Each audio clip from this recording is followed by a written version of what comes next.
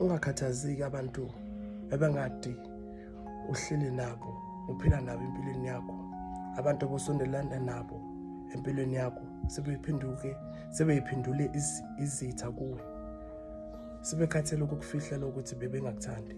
So akudala bebengakuthandi, manje sebekhathele ukuyifihla lento le enhlizweni ukuthi vele abasukanga bakuthanda. Kusuka kudala bayifihla lento lokuthi bebengakuthandi. Just kuphela bebeyifihlile.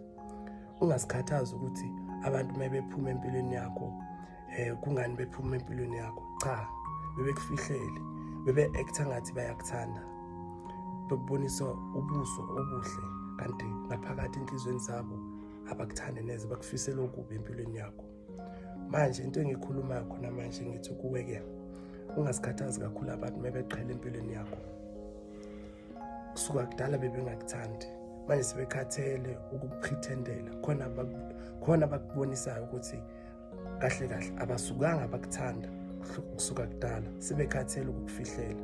Ungasikhathazi kakhulu ukuthi kungani bengakuthandi, kungani baqhele empilweni yakho. Yabonga, God bless you.